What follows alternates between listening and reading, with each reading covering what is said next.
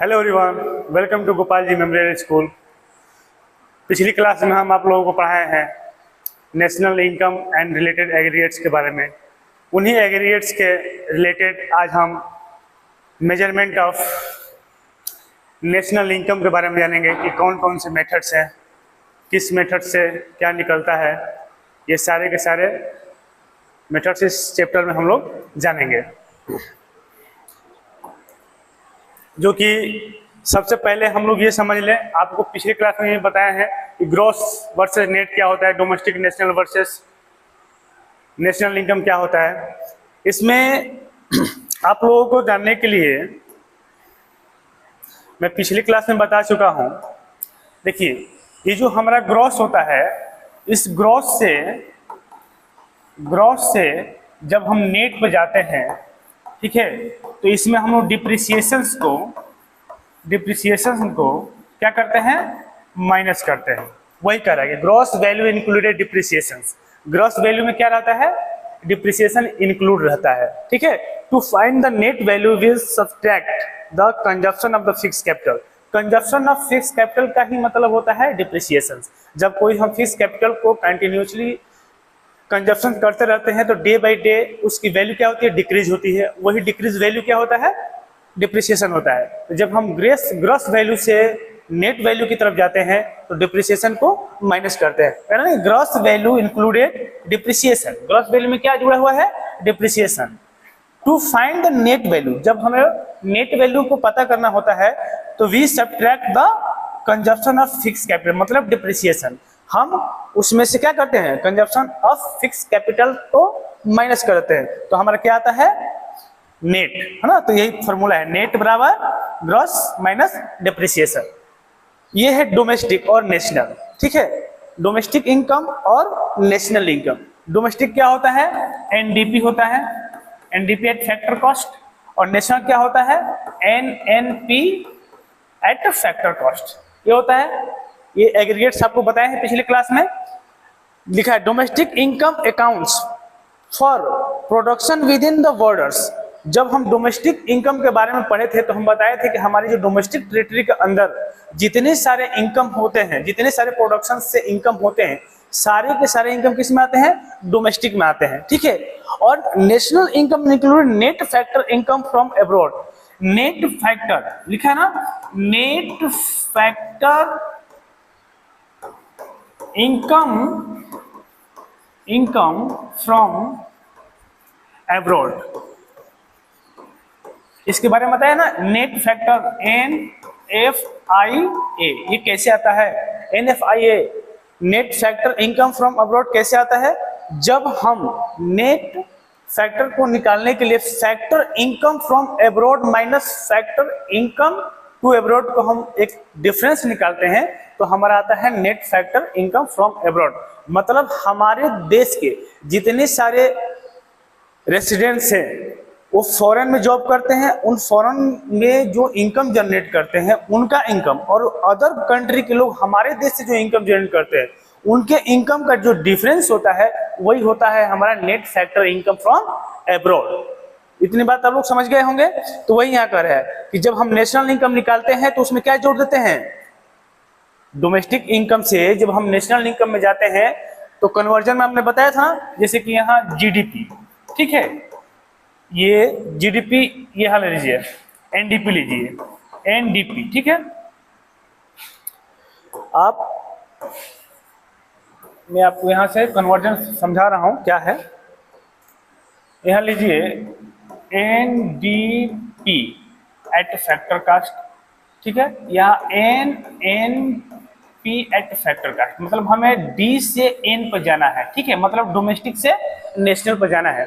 तो domestic income से जब हम नेशनल इनकम कैलकुलेट करते हैं तो हम क्या जोड़ते हैं, जो फॉरेन कंट्री में हमारे देश के जो नॉर्मल रेसिडेंट्स द्वारा इनकम जनरेट किया गया है उसको जोड़ते हैं अपने देश के नेशनल इनकम में, और फॉरेनर द्वारा हमारे देश से जो इनकम जनरेट हुआ है उसको क्या करते हैं, माइनस करते हैं। तो वही प्लस माइनस जो डिफरेंस होता है हमारा क्या होता है, ये नेट, ये नेशनल इनकम क्या होता है, net factor income from abroad.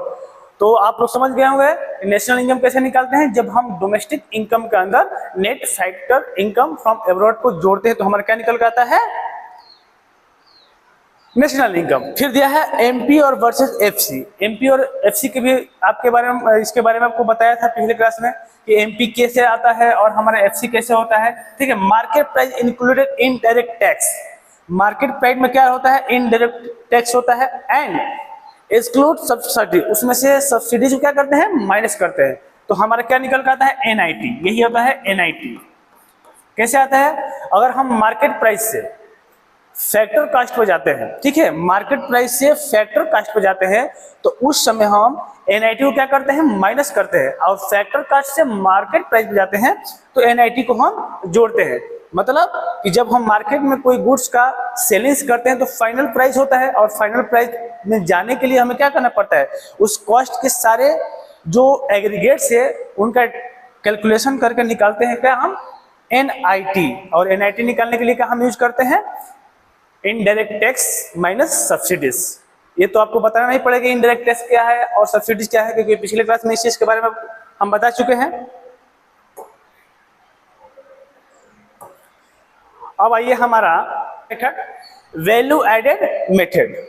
ठीक है, value added also known the product method and output method. कहीं एग्जाम्स में ऐसा होता है कि कहीं वैल्यू एडेड मेथड लिखा रहेगा तो कभी प्रोडक्ट मेथड लिखा रहेगा, आउट मेथड। मतलब ये तीनों नाम क्या है, इसी के हैं। ठीक है, आइए कंसेप्ट को समझिए। ये concept of value added methods. पहला दिया है कि स्टेप बाय स्टेप एस्टिमेशन कैसे एस्टिमेट करते हैं। ठीक है, this methods calculate the contribution of each sector, primary sector, secondary sector, tertiary sector का जितने सारे सेक्टर हैं, सभी सेक्टर्स के जो इनकम्स होते हैं उसको क्या करते हैं, एक जगह मर्ज करते हैं। To the national economy by the measuring the value added is production stage. देखिए यहाँ पर मैं फॉर्मूला लिख रहा हूं ये वैल्यू एडेड का।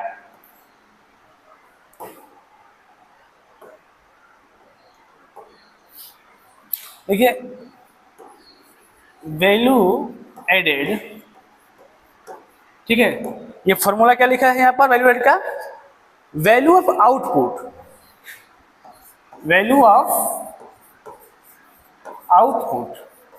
Output minus intermediate consumptions, intermediate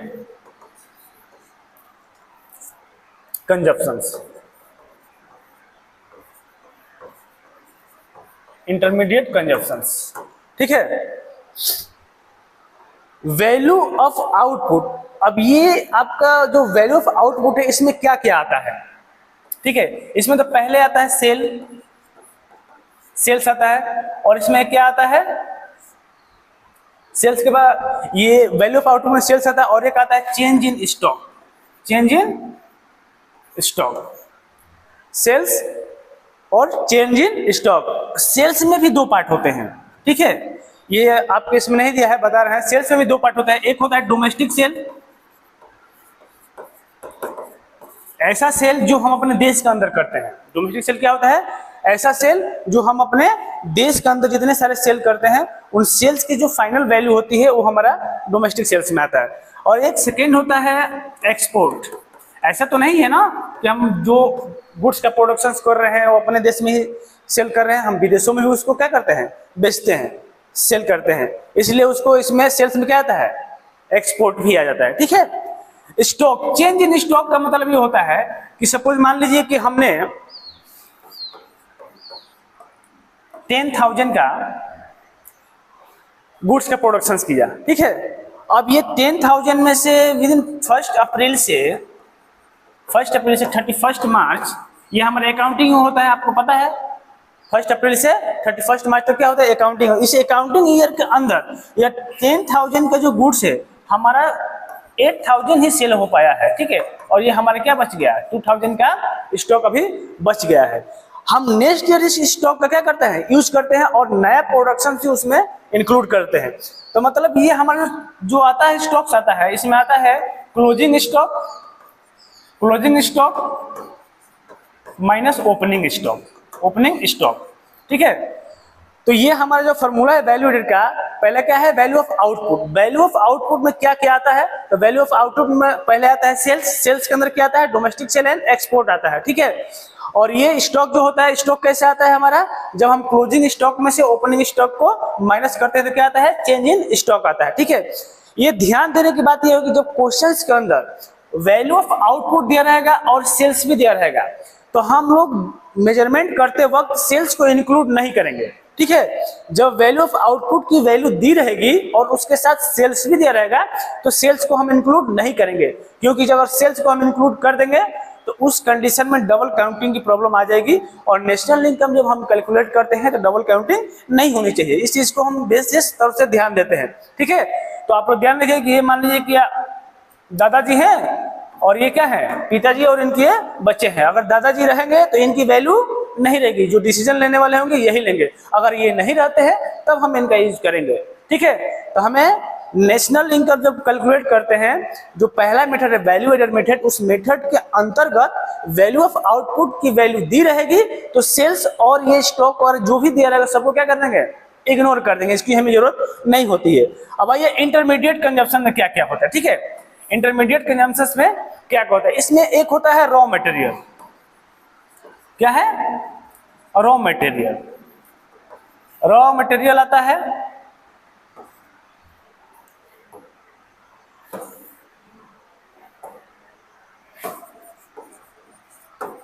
raw material, और एक चीज आता है इसमें इंपोर्ट। देखिए परचेज ऑफ रॉ मटेरियल लिखिए इसको, परचेज ऑफ रॉ मटेरियल। और एक होता है import. Purchase of raw material से होता है कि जब हम किसी गुड्स का प्रोडक्शन स्टार्ट करते हैं तो उसके लिए हम बहुत सारे रॉ मटेरियल खरीदते हैं, और सारे के सारे रॉ मटेरियल इंटरमीडिएट गुड्स इसलिए कहलाता है क्योंकि हमें उसके क्या करना होता है आगे प्रोसेस करना होता है, ठीक है। अगर हमें उसे कंजप्शन करना होगा, फाइनली कंजप्शन करना होता है तो उसको हम फाइनल गुड्स मान लेंगे, ठीक है। लेकिन अगर उसका हमें प्रोडक्शन करना होता तो उसको क्या मानते हैं हम लोग इंटरमीडिएट गुड है। तो यही आएगा परचेज ऑफ रॉ मटेरियल, एक आ जाए इंपोर्ट। ऐसा नहीं है कि हम रॉ मटेरियल अपने देश से खरीदेंगे, विदेश से भी करते हैं। जैसे अपने देश में सेल करते थे और विदेश में भी सेल करते हैं, वैसे ही रॉ मटेरियल अपने देश से भी खरीदते हैं और विदेशों से भी मंगाते हैं, ठीक है। तो ये हमारा वैल्यू एडेड मेथड का फॉर्मूला का ये कंसेप्ट है। बाकी वही चीज इसमें आप लोगों को कुछ थोड़ा बहुत दिया है। हाँ एक और चीज याद रखिएगा, जो ये हमारा पहला मेथड है, पहला मेथड क्या है value added method. Value added method से हमें हमेशा निकलता है जीडीपी एट मार्केट प्राइस, ठीक है। ये याद रखिएगा, वैल्यू एडेड मेथड से हमें हमेशा क्या निकलता है पता चलता है जीडीपी एट मार्केट प्राइस। और जीडीपी एट मार्केट प्राइस के एक और नाम है, ठीक है, जीवीए एट मार्केट प्राइस, है ना। इसको बोलते हैं gross value of value added method, ठीक है। ग्रॉस वैल्यू एडेड बोलते हैं, जीवीए भी बोलते हैं और जीडीपी भी बोलते हैं, और दोनों किस पे होते हैं मार्केट प्राइस पे होते हैं, ठीक है। तो वही देखें फॉर्मूला दिया है, value added is equal to value of output minus intermediate consumption value of the output. देखिए intermediate consumption of value of output is equal to sales plus change in stock. ये मैं आपको एक चार्ट की तरह समझा दिया हूं, ये स्ट्रेट फॉर्मूला दिया है, ठीक है। Note total value added GDP at market price, देखो दिया ना जीवीए, जीवीए दिया है दूसरा नाम, इसको ग्रॉस वैल्यू एडेड बोलते हैं। और जीडीपी क्या होता है ग्रॉस डोमेस्टिक प्रोडक्ट बोलते हैं, ठीक है। हम आप लोगों को एक एक चार्ट को समझाते चलते हैं, जो नहीं दिख रहा है इसमें उसके अलावा भी हम उसमें क्या करते हैं जोड़कर बताते चलेंगे। देखिए इसमें एक क्वेश्चन दिया है, ठीक है। पहला जो हमारा मेथड था उस मेथड के बेस पे क्वेश्चन दिया है। यहां दिया है टोटल सेल दिया है, ठीक है, ये करोड़ में है, ठीक है। इंटरमीडिएट कंजप्शन दिया है, क्लोजिंग स्टॉक दिया है, ओपनिंग स्टॉक दिया है, इनडायरेक्ट टैक्स दिया है, consumption of fix capital depreciation दिया है। अब इसमें समझिए कि इसमें हमें फॉर्मूला क्या है हमारा, फॉर्मूला तो आप लोगों को याद करना ही पड़ेगा, ठीक है। जीवीए एट मार्केट प्राइस लिखिए या जीडीपी एट मार्केट प्राइस लिखिए ना। इसका क्या होता है value of output minus intermediate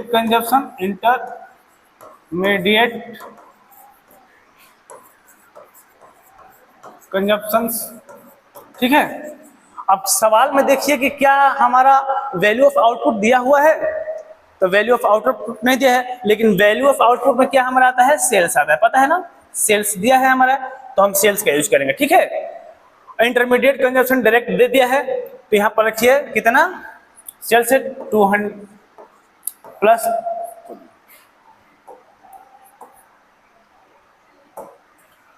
200 minus क्या होगा, इंटरमीडिएट कंजप्शन कितना है, इंटरमीडिएट कंजप्शन 50 है, सॉरी माइनस नहीं होगा प्लस होगा, ठीक है, अरे वो गलती हो गया, माइनस ही होगा, ठीक है, माइनस 50। फिर दिया है क्लोजिंग स्टॉक और ओपनिंग स्टॉक, हमें निकालना क्या है, चेंज इन स्टॉक, ठीक है, क्लोजिंग स्टॉक और ओपनिंग स्टॉक निकालना क्या है, चेंज इन स्टॉक। तो चेंज इन स्टॉक का फॉर्मूला क्या होता है, चेंज इन स्टॉक का फॉर्मूला क्या होता है, क्लोजिंग माइनस ओपनिंग, ठीक है, क्लोजिंग माइनस ओपनिंग। तो क्लोजिंग हमारा कितना दिया है 10 और ओपनिंग कितना दिया है 6, तो यहां क्या हो जाएगा, एक सिस्टम से इसको हम प्लस करते हैं, ठीक है, इसको इरेज करिए, फॉर्मूला यहां ऊपर लिख दे रहे हैं हम,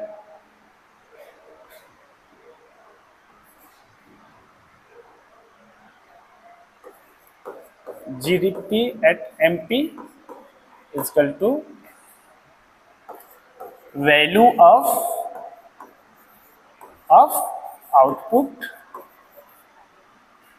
minus intermediate consumptions,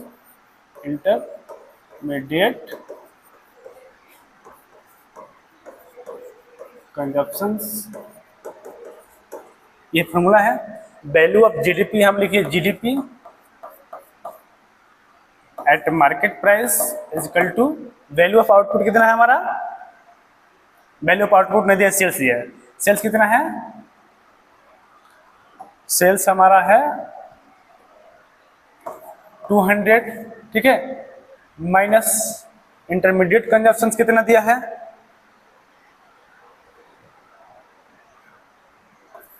50, ठीक है।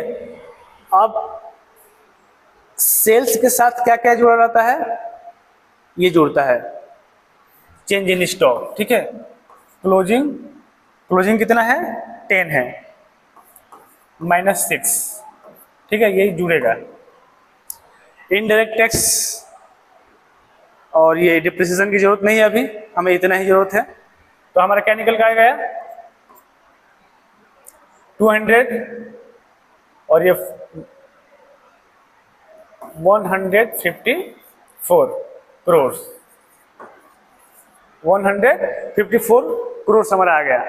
अब ये सोचिए कि हमें इनडायरेक्ट टैक्स और कंजप्शन इसका हमें कहाँ यूज करना है, क्या ये बेकार कर दे दिया है कि इसका भी कहीं यूज हमें करना पड़ेगा।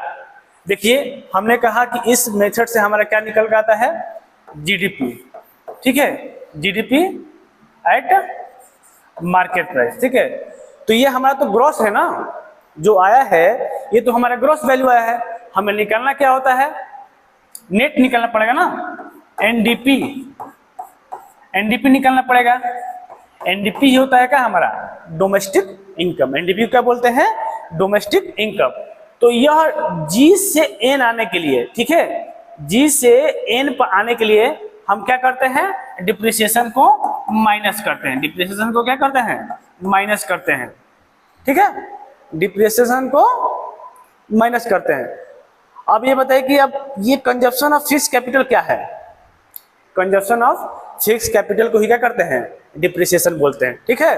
तो यहाँ पर हम निकाल लेंगे 154 minus 4 is equal to 150 crore हमारा आ गया क्या, एनडीपी एट मार्केट प्राइस। तो ये हमारा जो पहला मेथड था, उस पहले मेथड के बेस पर एक सिंपल सा क्वेश्चन था। बाकी हमारे पास इस क्वेश्चन में आप लोगों को एक अलग क्लास लूंगा जिसमें तीनों मेथड से रिलेटेड बहुत सारे क्वेश्चन की प्रैक्टिस कराई जाएगी। इस क्वेश्चन में डायरेक्ट ही सब चीज दे दिया है ना। कभी कभी क्वेश्चन ऐसा आता है फंसाने के लिए कि इनके बीच की चीजें दे देगा, है ना, जैसे इंपोर्ट एक्सपोर्ट वगैरह देता है, डोमेस्टिक सेल दे देता है। ये डायरेक्ट फॉर्मूले पर सेट ना हो पाए, कंफ्यूज करने के लिए ऐसा क्वेश्चन देता है। ठीक है, देखिए अगर हमें इसे चाहेंगे तो हम यहाँ पर ये भी निकाल सकते हैं, NNP एट मार्केट प्राइस। देखिए इसका इस्तेमाल करेंगे हम लोग, sorry NDP at factor cost, NDP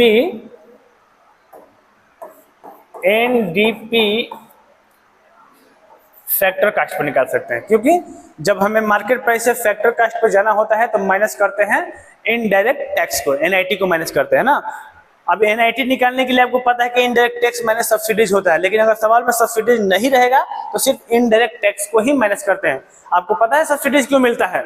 subsidies इससे मिलता है कि कोई बिजनेसमैन अगर कहीं कोई इंडस्ट्री इस्टेब्लिश करता है तो उसको गवर्नमेंट को जो उसकी टोटल सेलिंग्स होती है, जो इनकम होता है, उसके प्रोडक्शन सेलिंग इनकम पर क्या करता है, टैक्स पे करना होता है।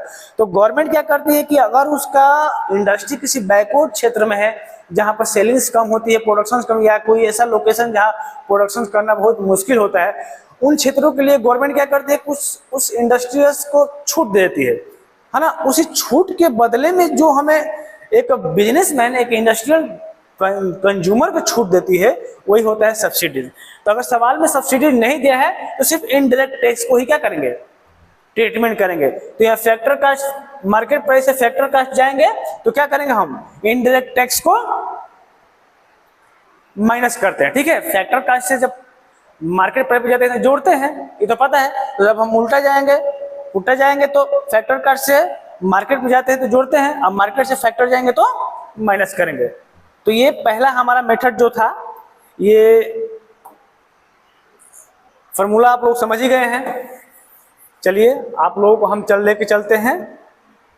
नेक्स्ट टॉपिक हमारा क्या है, हाँ नेक्स्ट है इनकम मेथड। नेक्स्ट क्या है, इनकम मेथड। ठीक है, इनकम मेथड से हमारा निकल कर क्या आता है,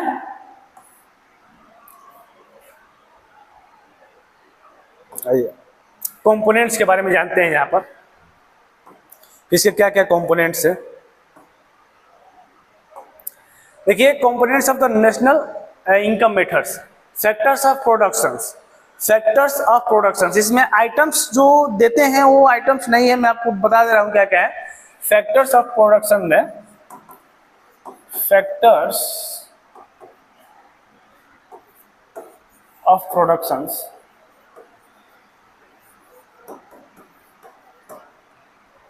पहले तो यहां दे ही दिया है वेजेस, सैलरी एंड एम्प्लॉय। देखो एक वर्ड है एम्प्लॉयर कंट्रीब्यूशन, ठीक है, employer contribution to social security. यहाँ जो सोशल सिक्योरिटी दिया है ना, इसका मतलब होता है PF। आप लोग नाम सुने होंगे प्रोविडेंट फंड के बारे में, यही है यहाँ पर ये सोशल सिक्योरिटी। ठीक है, PF क्या होता है, सोशल सिक्योरिटी होता है। और ये वर्ड दिया है एम्प्लॉय, और एक होता है यहाँ पर समझिए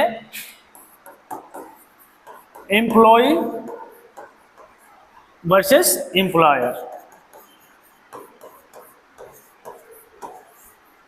एम्प्लॉय एंड एम्प्लॉय, इसमें डिफरेंस क्या होता है, ये PF समझाने के लिए बता रहे हैं आपको। जो मान लीजिए कि मैं एम्प्लॉय हूं यहाँ पर, ठीक है, और मेरी सैलरी है 10,000। सपोज मान लीजिए कि मेरी सैलरी क्या है 10,000 है, और जो PF होता है वो PF क्या होता है, एक अकाउंट होता है। क्या होता है, प्रोविडेंट फंड एक अकाउंट होता है। ठीक है, उस प्रोविडेंट फंड अकाउंट में हमारी सैलरी का 12%, नियम तो यही है कि 12% क्या होगा, हमारे सैलरी का 12% हमारे प्रोविडेंट फंड अकाउंट में कट कर जाएगा, और बाकी जो बचेगा, कैलकुलेशन के लिए मैं 10% ले रहा हूं, लेकिन आप लोग याद रखिएगा कि जो हमारा PF जो कटता है ना, वो नियम के अनुसार क्या है 12% का होता है। ठीक है, तो यहाँ पर 10% ले लो मान लो, तो इसका हम 10% कैलकुलेट करेंगे तो कितना आ जाएगा 1000।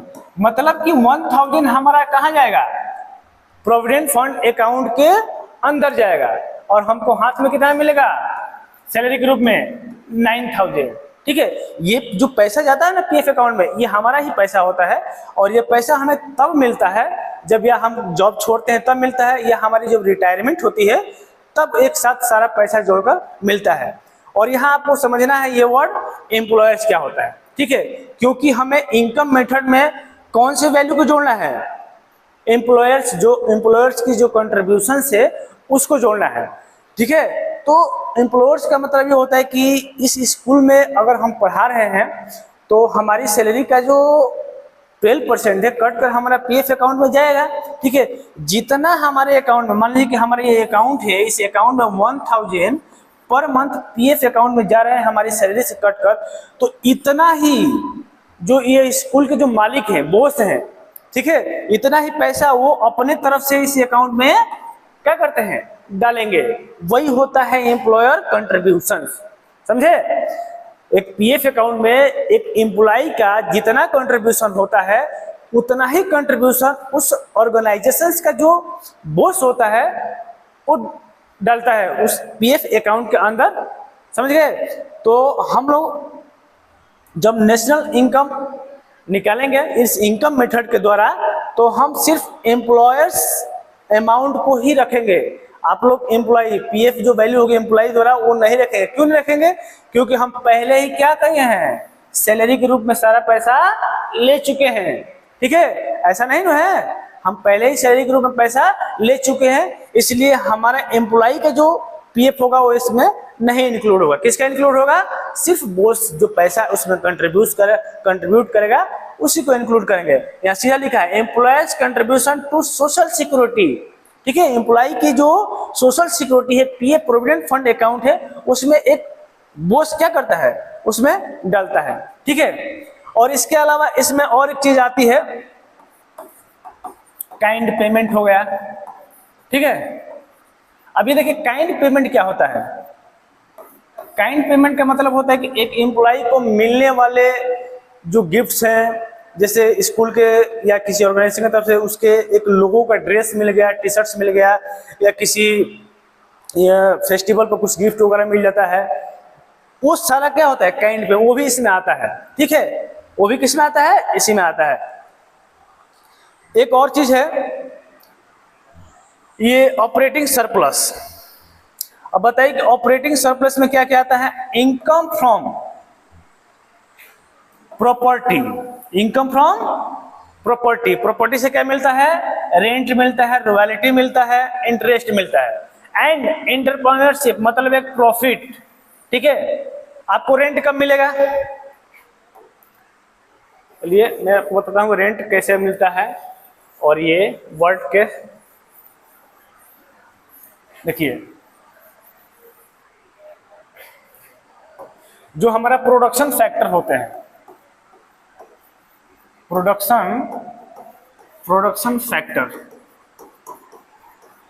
फैक्टर में क्या होता है? लैंड होता है, ठीक है। और क्या होता है? लेबर होता है। और क्या होता है? लैंड, लेबर, चार होते हैं production factor, land, labour and capital होता है। और एक ये जो दिया है वर्ड ना एंटरप्रेन्योर्स, कहाँ गया इसमें? ये एंटरप्रेन्योरशिप मतलब बिजनेसमैन, इसको बोल सकते हैं बिजनेसमैन भी बोल सकते हैं, बिजनेसमैन, ठीक है। तो जो लैंड होता है ये हमारा प्रोडक्शन फैक्टर है। इस लैंड से हमें क्या मिलता है? रेंट मिलता है। आप लोग पहले चैप्टर में जो सर्कुलर इनकम के बारे में पढ़ेंगे तो पढ़े होंगे, तो उसमें जानते होंगे लैंड से क्या मिलता है? रेंट मिलता है। लेबर को क्या मिलता है? वेजेज मिलता है, वेजेज एंड सैलरी मिलता है। कैपिटल पर क्या मिलता है? अगर हम अपना पैसा कहीं इन्वेस्ट कर रहे हैं, कैपिटल लगा रहे हैं, दे रहे हैं, तो कैपिटल पर क्या मिलेगा? इंटरेस्ट मिलेगा, ठीक है। क्या मिलेगा? इंटरेस्ट मिलेगा। और एक बिजनेसमैन है उसको क्या मिलेगा? प्रॉफिट मिलेगा, ठीक है। क्या मिलेगा? प्रॉफिट मिलेगा। तो यही हमारा क्या है? ऑपरेटिंग सरप्लस है। और ऑपरेटिंग सरप्लस कहां से आया है? प्रोडक्शन फैक्टर से, क्योंकि इन्हीं फैक्टर का इस्तेमाल करके हम किसी गुड्स का प्रोडक्शन करते हैं ना, इन्हीं फैक्टर्स का यूज करके हम किसी गुड्स का प्रोडक्शन करते हैं। तो भाई ऐसे थोड़ी नहीं कि हम प्रोडक्शन स्टार्ट कर दे और हमारा कुछ पेमेंट जाए ही नहीं, ठीक है। एक जो प्रोड्यूसर होता है, देखिए सीधा समझिए कि हम एक कंज्यूमर्स हैं, ठीक है, और हमें किसी चीज की डिमांड है, हमें किसी चीज की जरूरत है, तो हम प्रोड्यूसर्स के सामने अपने डिमांड्स को रखेंगे। तो उस डिमांड्स को पूरा करने के लिए एक प्रोड्यूसर कंज्यूमर्स के पास ठीक है, हाउस होल्ड समझिए, कंज्यूमर हाउस होल्ड के पास क्या करता है, एक अपनी डिमांड रखता है। एक छोटा सा ओवरव्यू मैं समझा दे रहा हूं कि कैसे होता है इसका इनकम का, ठीक है। फिर आता हूँ फिर टॉपिक पर। मान लीजिए कि ये हाउस होल्ड है,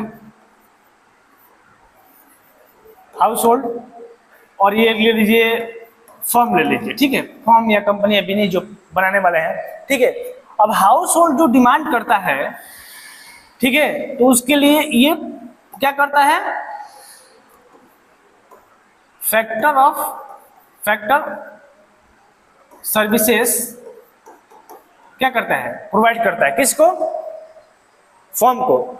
और फैक्टर सर्विसेज क्या क्या है, वही जो बताया मैं, लैंड है, ठीक है, कैपिटल है, और क्या है, लैंड, कैपिटल, 4 कैपिटल। लैंड, देखिए आप लोग, मैं बार बार जब उसको रिपीट करूंगा तो आपका माइंड में चलना चाहिए कि क्या क्या बताया गया है, ठीक है, तभी आप लोगों को वो चीज समझ में आएगा। लेबर है, और क्या है, एक बिजनेसमैन होता है, ठीक है, बिजनेसमैन। तो ये हमारा क्या है, प्रोडक्शन के लिए, मतलब ये फैक्टर सर्विसेज प्रोवाइड करा रहा है कौन, हाउस होल्ड, किसको, फर्म को, ठीक है। और फर्म इसके बदले में पेमेंट करता है, फैक्टर पेमेंट, ठीक है। ये क्या करता है, फैक्टर पेमेंट, किसको, हाउस होल्ड को, क्या देता है, इसके बदले में रेंट देगा, इसके बदले में इंटरेस्ट देगा, इसके बदले में उसको सैलरी वेजेस देगा, इसके बदले में प्रॉफिट देगा, ठीक है। तो ये हमारा एक सर्कल चलता है हाउस होल्ड एंड फर्म के बीच में। आइए इस टॉपिक से रिलेटेड डिस्कस करते हैं क्या है, और इसमें इंटरप्रेन्योरशिप समझ गए। अब आइए रेंट भी समझ गए। रॉयल्टी क्या होती है, एक इकोनॉमिक्स की भाषा में रॉयल्टी क्या होता है। रॉयल्टी का मतलब कि हमारी प्रॉपर्टी किसी दूसरे व्यक्ति को हम लीज पर दे देते हैं, किसी 1 साल के लिए, 2 साल के लिए, और उसके बदले में जो हमें वो पैसा देता है, ठीक है, वही हमारी क्या होती है, रॉयल्टी होती है। सपोज मान लीजिए कि मेरी कहीं कोई लैंड है, ठीक है, उस लैंड में से अचानक पेट्रोलियम निकलने लगा, तो हमारे पास तो इक्विपमेंट है नहीं कि मैं पेट्रोलियम निकालूं, क्योंकि पेट्रोलियम निकलेगा तो गवर्नमेंट का भी उस पर राइट आ जाएगा। तो गवर्नमेंट क्या करती है कि उस पेट्रोलियम को बाहर निकालने के लिए किसी प्राइवेट सेक्टर को देती है कि आप वहां से पेट्रोलियम निकालिए, और उस पेट्रोलियम निकालने के बदले, क्योंकि हमारा लैंड है, तो हमारे लैंड के बदले में जो परसेंटेज मिलेगा वही क्या होती है, रॉयल्टी होती है, ठीक है। ऐसे समझ लिए ना, सीधा ये समझिए कि हमारा कोई स्कूल है और हम इस स्कूल को रन नहीं कर सकते हैं, तो 20 साल 25 साल के लिए हम किसी को दे दिए लीज पर, ठीक है। तो लीज जो होता है ना, वो जो पैसा मिलता है वही हमारा क्या होता है, रॉयल्टी होता है। 1 मिनट रुकिए, थोड़ा टेक्निकल इशू आ गया है। चलिए आइए, हम क्या बता रहे थे आप लोगों को, ये अब ये प्रॉफिट के बारे में जानते हैं कि प्रॉफिट क्या है। प्रॉफिट में भी 3 हिस्से होते हैं, ठीक है। प्रॉफिट भी 3 पार्ट में बटा हुआ है। एक बटा है डिविडेंड के रूप में, और एक बटा है कॉर्पोरेट टैक्स, और एक बटा है अनडिस्ट्रीब्यूटेड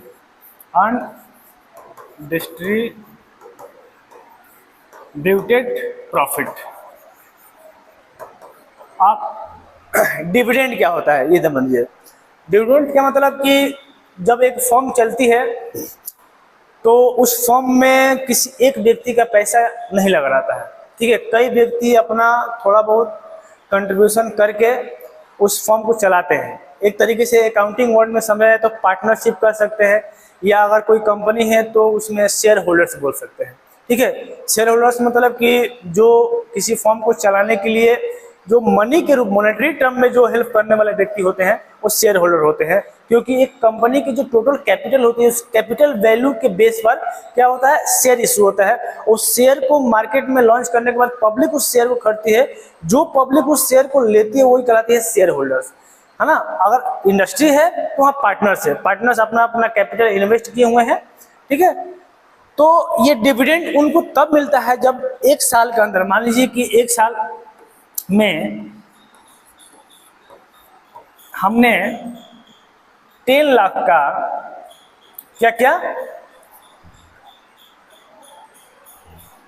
प्रोडक्शंस किया, ठीक है। इस 10 लाख प्रोडक्शन में हमने 2 लाख गवर्नमेंट को क्या दे दिया, टैक्स दे दिया, गवर्नमेंट को 2 लाख टैक्स दे दिया, बचा कितना 8 लाख, बचा कितना 8 लाख। ये 8 लाख जो है, इस 8 लाख में से 4 लाख हमने उन शेयर होल्डर्स को दे दिया जो उन्होंने पैसा हमारे फॉर्म में लगाया था, मतलब उनका हिस्सा उनके रेशियो के बेस पे दे दिया, ठीक है। और जो 4 लाख बचा है ये क्या है, हमारा बचा हुआ, मतलब ये प्रॉफिट ऐसा है जिसको हमने बचा कर रखा है, किसके लिए, पार्टनर्स के लिए। तो ये हमारा अमाउंट जो लास्ट में बच गया ये अनडिस्ट्रीब्यूटेड प्रॉफिट है। जो 2 लाख हमने पैसा दिया गवर्नमेंट को वो हमारा क्या है, कॉर्पोरेट टैक्स है। और 4 लाख जो हमने अपने शेयर होल्डर्स के बीच में बांट दिया वो हमारा क्या है, डिविडेंड है, ठीक है।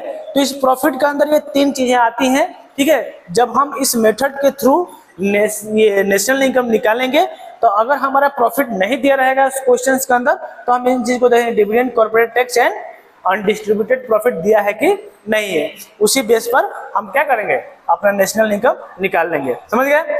देखिए एक दिया है ये mixed income, mixed income, earnings of self employed individually varied factor are mixed. यह एक ऐसी अर्निंग होती है जब हम खुद का बिजनेस खुद से चलाते हैं, ठीक है, उसके ओनर्स हम खुद होते हैं, वो हमारा क्या होता है, सेल्फ अर्निंग होता है।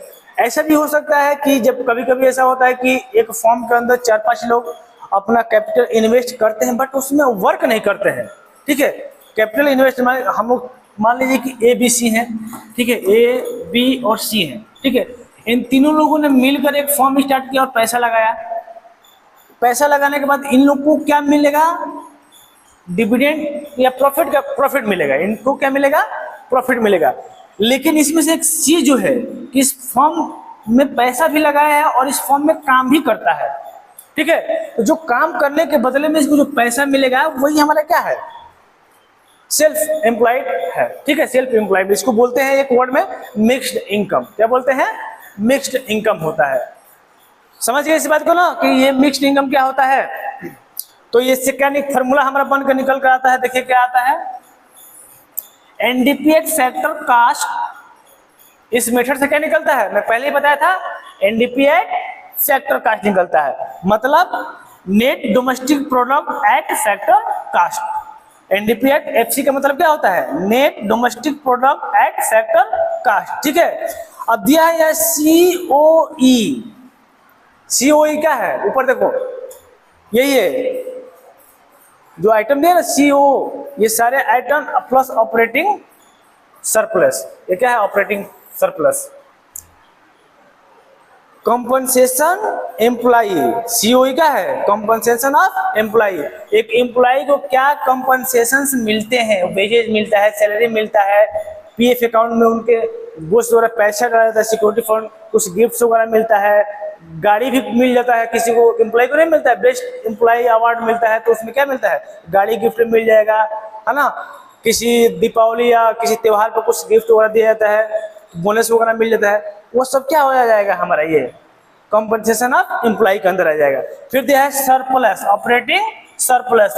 तो ऑपरेटिंग सरप्लस में क्या क्या आता है, रेंट, रॉयल्टी, इंटरेस्ट आता है, ठीक है। आपको पता है रेंट कहाँ मिलता है, हमारे फिक्स कैपिटल में मिलता है, ठीक है। रेंट कहाँ मिलता है, फिक्स कैपिटल। और फिक्स कैपिटल क्या होता है, लैंड एंड बिल्डिंग, मशीनरी वगैरह होता है।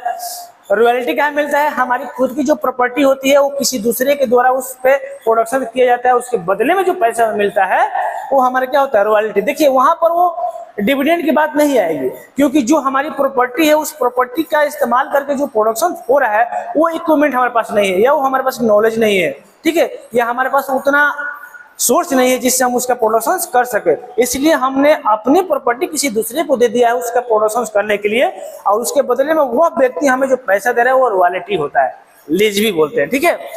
इंटरेस्ट कब मिलता है, कैपिटल पर, जो हम पैसा लगाते हैं बिजनेस के अंदर उस पर इंटरेस्ट मिलता है। और इंटरेस्ट उन्हीं को मिलता है जो उस फर्म के मालिक होते हैं, पार्टनर्स होते हैं, ठीक है। सबको इंटरेस्ट नहीं मिलता है। शेयर होल्डर को क्या मिलता है, डिविडेंड मिलता है, ठीक है। शेयर होल्डर क्या मिलता है, डिविडेंड मिलता है, वो कोई लोन नहीं दिए। अकाउंटेंसी की भाषा में एक चीज होता है डिवेंचर होता है, तो डिवेंचर जो होता है ना उसमें इंटरेस्ट मिलता है, लेकिन उसी के साथ एक होता है शेयर होता है, शेयर पर क्या मिलता है, डिविडेंड होता है। तो डिवेंचर जो होता है वो लोन देने वाले व्यक्ति होते हैं, और शेयर होल्डर क्या होते हैं, मालिक होते हैं, क्योंकि उन्हें डिविडेंड लेना होता है। शेयर में भी दो तरह के शेयर आते हैं, प्रेफरेंस शेयर, इक्विटी शेयर, ये सब अकाउंटेंसी की चीजें हैं। हम आपको इकोनॉमिक्स पढ़ा रहे हैं तो इकोनॉमिक्स में ध्यान दीजिए, ठीक है। फिर मिक्स्ड इनकम बताइए दीजिए, मिक्स्ड इनकम में क्या क्या आता है, जो हम खुद सेल्फ एम्प्लॉय होते हैं ना, जो खुद से इनकम जनरेट करते हैं, वो होता है हमारा मिक्स्ड इनकम का अंतर आता है। आइए देखिए, इस पे एक क्वेश्चन दिया है, compensation of employee. Compensation of employee में क्या क्या दे दिया है, रेंट एंड रॉयल्टी दे दिया है। क्या दिया है, रेंट एंड रॉयल्टी, ठीक है। हमें फॉर्मूला मालूम है क्या निकलेगा, NDP एट FC निकलना है, ठीक है, NDP एट FC निकलेगा। और क्या आएगा, compensation COE plus operating surplus, और क्या आएगा, प्लस मिक्स्ड इनकम। ये तीन चीज आएगा इसमें, ठीक है। और ऑपरेटिंग सरप्लस, देखो COE कंपनसेशन में ऐसा नहीं होगा कि सवाल में आपको डायरेक्ट ऐसे ही दे देगा, नहीं, दे देगा एम्प्लॉयर्स दे देगा, है ना, कहीं कहीं पे गिफ्ट वगैरह लिख देगा। तो हमें ध्यान देना होगा कि कौन कौन से आइटम हमारे इस कंपनसेशन ऑफ एम्प्लॉय के अंदर आएगा, ठीक है, उस चीज पर विशेष ध्यान दिया होगा। रेंट है, रॉयल्टी किस में आएगा, हमारा ऑपरेटिंग सरप्लस का पार्ट है ना, रेंट रॉयल्टी का है, ऑपरेटिंग सरप्लस का प्रॉफिट दिया है, इंक्लूडिंग कॉर्पोरेट टैक्स है। अगर प्रॉफिट का अंदर कॉर्पोरेट टैक्स दिया हुआ है तो क्या करेंगे, बताइए। फॉर्मूला में पहले बताया ना कि जब हमारा जो कॉर्पोरेट टैक्स होता है वो कहाँ जुड़ा होता है, प्रॉफिट के अंदर जुड़ा होता है, पहले ही यहाँ दे दिया है, ठीक है। ये इसलिए यहाँ दिया है कॉर्पोरेट टैक्स कि जब हम NNP निकालेंगे, नेशनल इनकम निकालेंगे, तो ये हमें इसकी जरूरत पड़ेगी, ठीक है। मतलब ग्रॉस वैल्यू निकालते हैं, नेट वैल्यू निकालते हैं, तो हमें टैक्स की विशेष जरूरत पड़ती है, ठीक है। तो मेनली हम लोग इस आइटम को जोड़ेंगे, इस आइटम को जोड़ेंगे, सब इसमें प्लस ही वाला चीज है, इसको छोड़ेंगे अभी, ठीक है। इसकी NFI की जरूरत नहीं है, फैक्ट इनकम फ्रॉम अब्रॉड, ठीक है, इसकी जरूरत नहीं है। इसकी जरूरत कब निकलती है, जब हम NDP से NNP पे जाते हैं, मतलब D से नेशनल पे जाते हैं, तब हमकी इसकी जरूरत पड़ेगी, ठीक है। P से नेशनल में पड़ेगी जरूरत, ऐसा नहीं कि नहीं पड़ेगी। तो जोड़ दिए सब, कितना हो जाएगा, 80 प्लस 20 प्लस 30, हमारा मिक्स इनकम कितना है, ये मिक्स इनकम है, प्लस 400, टोटल कितना हो जाएगा, 530, ठीक है। 530 हमारा क्या है, NDP एट FC आया, ठीक है। हमें निकालना क्या है, NNP एट FC, क्योंकि हमें नेशनल इनकम मेन हमारा क्या होता है, यही होता है, ठीक है। ये हमारा डोमेस्टिक इनकम होता है और ये हमारा नेशनल इनकम होता है। तो हमें कैलकुलेट करना क्या सीख रहे हैं, नेशनल इनकम ही नहीं सीख रहे हैं। तो हमने डोमेस्टिक तो निकाल लिया, अब नेशनल निकालना है, तो हमें D से कहाँ जाना है, N पे जाना है। तो हम आपको कन्वर्जन पढ़ाए हैं, कन्वर्जन में क्या होता है, factor income from abroad minus factor income to abroad. तो यहाँ दे दिया है direct net factor income from, मतलब कि फ्रॉम में से 2 को माइनस किया है, तो यहाँ माइनस में 2 आया है। क्या है, माइनस में 2 है। इसका मतलब ये हुआ कि हम दूसरे देश से इनकम कम जनरेट कर रहे हैं, ठीक है। हमारे देश से दूसरे देश के लोग जो फॉरेनर हैं वो ज्यादा इनकम जनरेट कर रहे हैं। तो ये हो जाएगा प्लस -2, प्लस माइनस माइनस हो जाएगा, तो 528 करोड़ क्या हो जाएगा, हमारा नेशनल इनकम आकर निकल जाएगा। तो हमें लगता है कि आप इस टॉपिक को समझ गए हैं। आपके सुविधा के लिए एक बार इसको मैं फिर से रिपीट कर दे रहा हूं, क्योंकि आप लोगों को इसमें ज्यादा कंफ्यूजन होंगे। देखिए, कंपनसेशन ऑफ एम्प्लॉयज, एक एम्प्लॉय को फर्म के द्वारा दिए जाने वाले जो कंपनसेशन होते हैं चाहे जो सैलरी हो या कोई गिफ्ट हो या जो उसके सिक्योरिटी के लिए जो प्रोविडेंट फंड होते हैं, वो सब के सब किस में आते हैं, कंपनसेशन में आते हैं। ठीक है, तो इस कंपनसेशन में वेजेज है, तो वेजेज किसको मिलता है, एक मजदूर को मिलता है। उस फॉर्म के अंदर जो मजदूर होता है, जो काम करता है, उसको वेजेज दिया जाता है। ठीक है, एक एम्प्लॉय होता है, उसको सैलरी मिलती है। एंड एम्प्लॉयर्स कंट्रीब्यूट, एम्प्लॉयर मतलब बॉस टू सोशल सिक्योरिटी मतलब पीएफ, प्रोविडेंट फंड। बॉस के द्वारा अपने एम्प्लॉय को दिए जाने वाला पैसा ही क्या है, सोशल सिक्योरिटी है, उसका कंट्रीब्यूशन होता है। फिर एक बार से समझ लीजिए कि जो हमारी सैलरी होती है, उस सैलरी में से 12% नियमानुसार क्या हो, रूल्स के बेस पर 12% ही हमारा क्या होता है, पीएफ होता है। ठीक है, जितनी सैलरी होगी उसका 12% प्रोविडेंट फंड के रूप में एक प्रोविडेंट अकाउंट में जाता है। उतना ही पैसा उस फर्म या उस ऑर्गेनाइजेशन के द्वारा पैसा उस अकाउंट में डाला जाता है। और वो पैसा हमें कब मिलता है, एट द रिटायरमेंट या बीच में हम जॉब छोड़ते हैं तब। देखिए इस बीच में एक और चीज जुड़ा है आता है। ठीक है, मैंने वो चीज नहीं दिया है, बता रहा हूँ, रिटायरमेंट पेंशन। ठीक है, रिटायरमेंट पेंशन भी इसी में इंक्लूड होता है, क्योंकि एक व्यक्ति किसी फॉर्म के लिए 20 साल 25 साल 10 साल, चाहे वो प्राइवेट संस्था हो या गवर्नमेंट की हो, अपना वर्क दिया रहता है। उसके बदले में जब वो रिटायर होता है, तो जब तक वो जिंदा रहता है तो उसको रिटायरमेंट पेंशन मिलता है। वो भी क्या है, हमारा कंपनसेशन है। एम्प्लॉय क्या है, एक तरह का कंपनसेशन है। पहले ही आपको बताया है, पिछले चैप्टर में बताया था ना कि नेशनल इनकम में हम उन्हीं वैल्यू को ऐड करते हैं जिस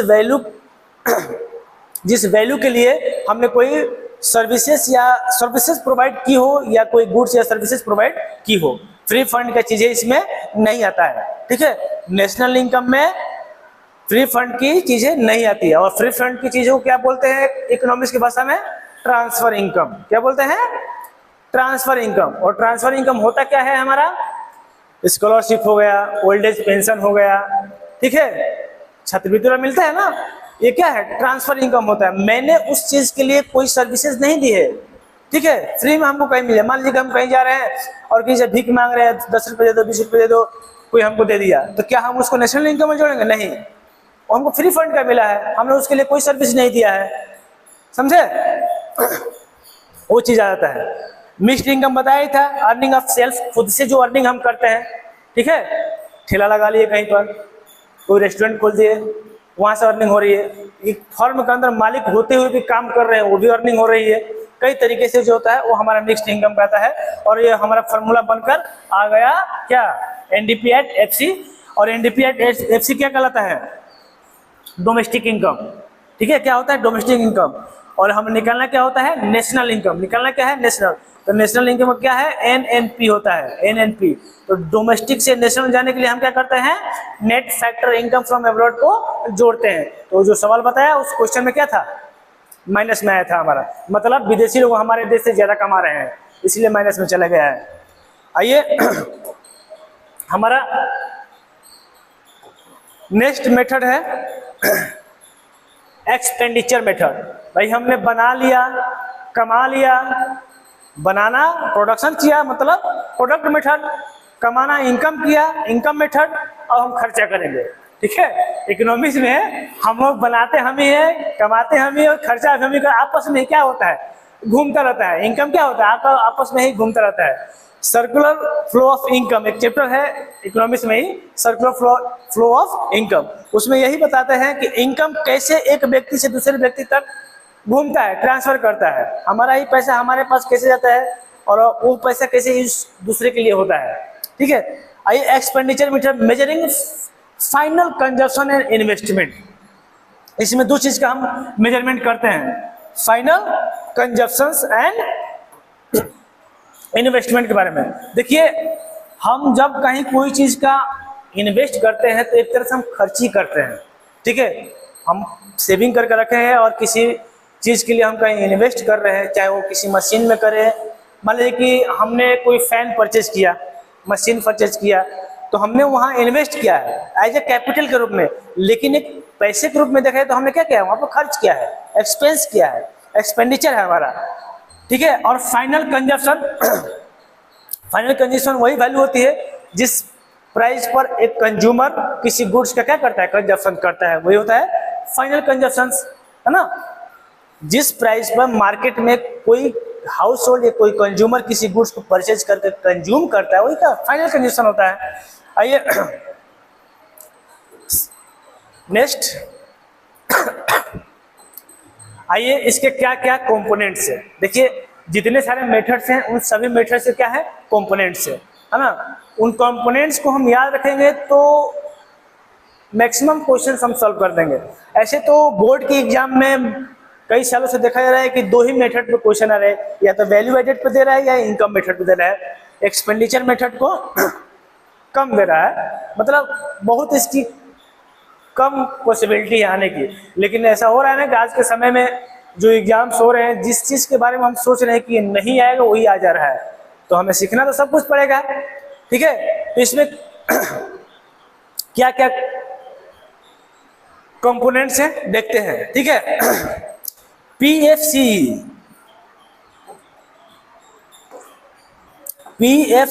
private final consumption expenditure. Private final expenditure मतलब कि एक व्यक्ति पर्सनली, चाहे वो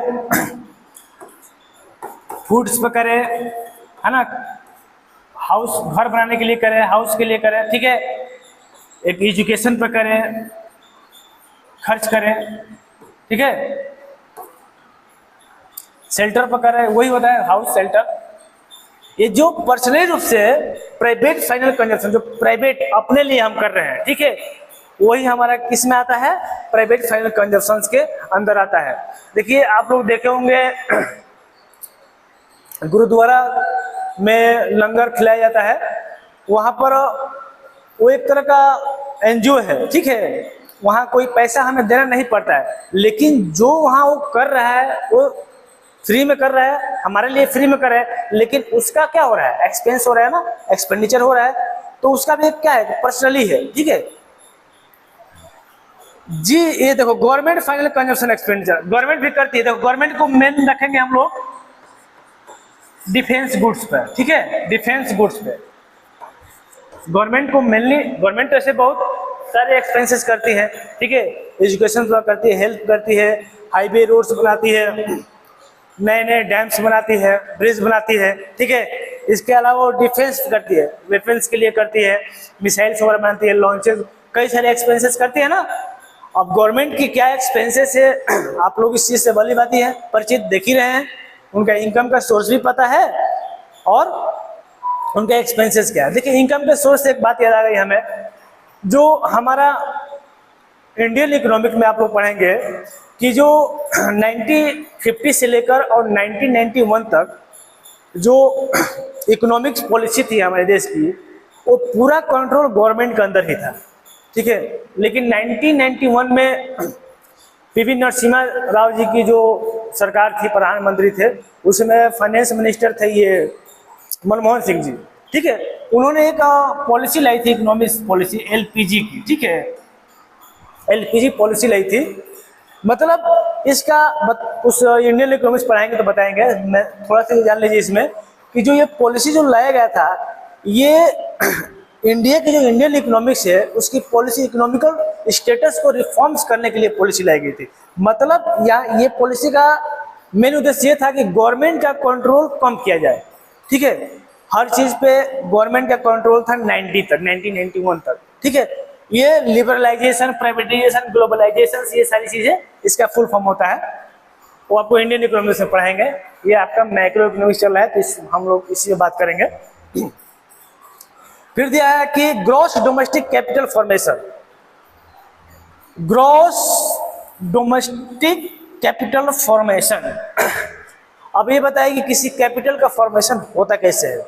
सिंपली से एक छोटा सा व्यक्ति, आप लोग देखे होंगे कि एक छोटे से बिजनेस को स्टार्ट करता है और 2-4 साल 3 साल के बाद देखते हैं बहुत सारी उसकी बिल्डिंग्स होगी, कई सारे उसके ब्रांचेज खुल गए, ठीक है। तो क्या हो रहा है, उसके कैपिटल का फॉर्मेशन हो रहा है ना, कैपिटल फॉर्मेशन कर रहा है। कैपिटल फॉर्मेशन क्यों हो रहा है, क्योंकि इनकम उसका ज्यादा हो रहा है, ठीक है।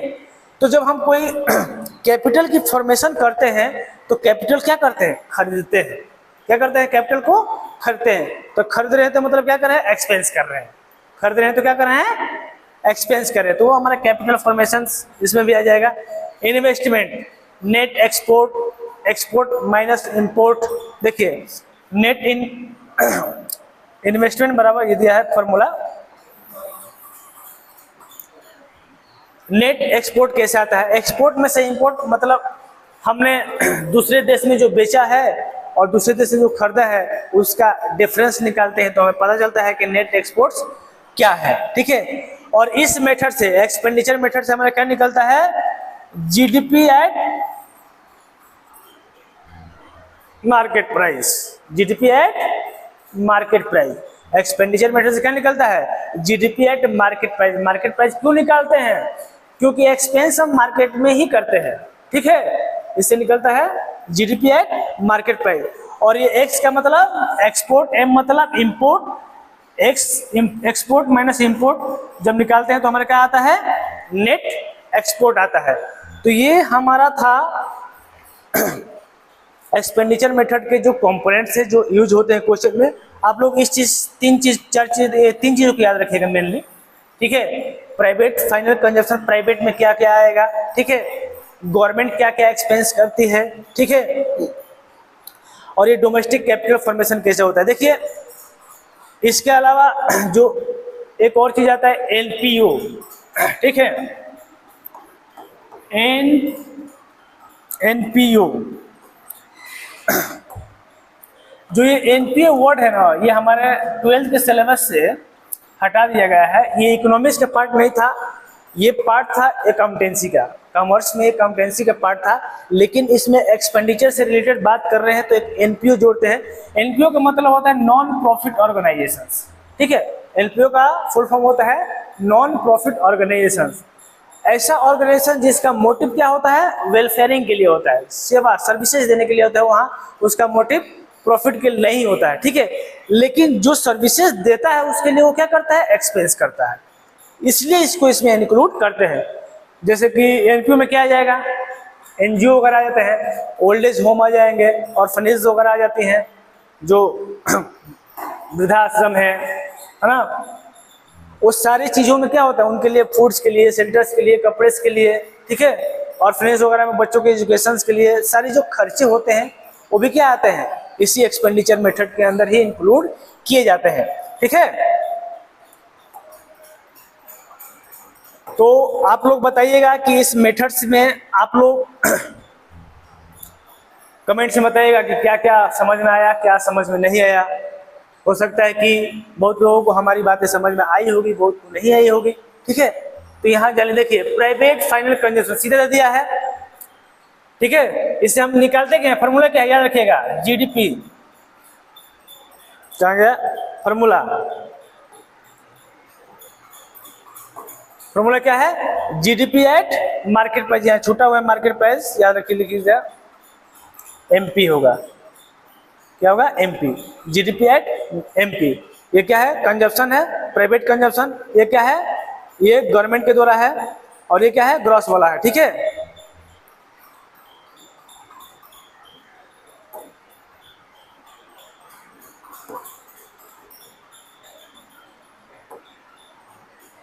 ये फॉर्मूला है जीडीपी एट मार्केट प्राइस, ठीक है। क्या क्या है इसमें, सी आई प्लस जी प्लस एक्सपोर्ट माइनस इंपोर्ट, ठीक है। एक्सपोर्ट माइनस इंपोर्ट से क्या आता है, हमारा नेट एक्सपोर्ट आता है, ठीक है। सवाल में दिया है प्राइवेट फाइनल कंजप्शन कितना दिया है, 2000 प्लस गवर्नमेंट का क्या है final consumption 600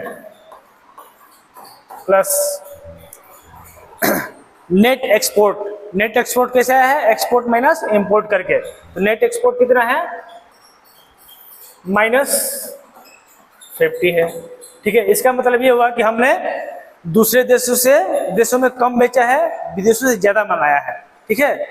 consumption of fixed capital का कितना है, 60 प्लस 60, अब आइए क्या निकल के आएगा हमारा 2600 माइनस 2610 निकल कर आया हमारा। क्या निकल कर आया? जीडीपी एट मार्केट प्राइस आया। ठीक है, हमें निकालना क्या है? NNP at factor cost. ठीक है, नेट इनडायरेक्ट टैक्स दिया है, एनआईटी दिया है। ठीक है, तो हमें डायरेक्ट आ जाना है उसी पर, इसको कन्वर्ट करना, मार्केट प्राइस से फैक्टर कास्ट पा रहा है। ठीक है, मार्केट, इसका हम जीडीपी एट एमपी से, और हम एफसी पे जाते हैं तो यहाँ एनआईटी को क्या करते हैं? बोलिए, एनआईटी को जोड़ते हैं घटाते हैं? जब हम जाते थे मार्केट पे तो जोड़ते थे, आ रहे हैं इस पे तो माइनस करेंगे। ठीक है, क्या करेंगे? यहाँ पर माइनस करेंगे, तो ये इसमें से माइनस कर लेंगे 100 को, तो क्या ये हमारा नेट आ जाएगा निकल कर। ठीक है, एक्चुअली हमें इस क्वेश्चंस में कट गया है, इसमें पता नहीं चला कि पूछ क्या रहा है। ठीक है, लेकिन हमें जो बता रहा है इस क्वेश्चन में बस उतना ही से मतलब है। ठीक है, जितना दिया है उतना ही कैलकुलेट करेंगे, हमें दूसरे से मतलब नहीं है, हमारा बस इतना ही चाहिए। ठीक है, हमारा निकल के आ गया जीडीपी एट एमपी हो गया। तो आप लोग बताइए आज की क्लास कैसी लगी? आई होप आप लोगों को अच्छी लगी होगी, क्योंकि फुल कंसेप्ट पूरे तीनों मेथड को मैंने एक शॉर्ट ओवरव्यू दिया है। बाकी आप लोग रेगुलर क्लासेस अटेंड करेंगे तो पूरी डिटेल्स में इस मेथड्स के बारे में बताएंगे। तो आज इस क्लास को यहीं बंद करते हैं। Thank you so much.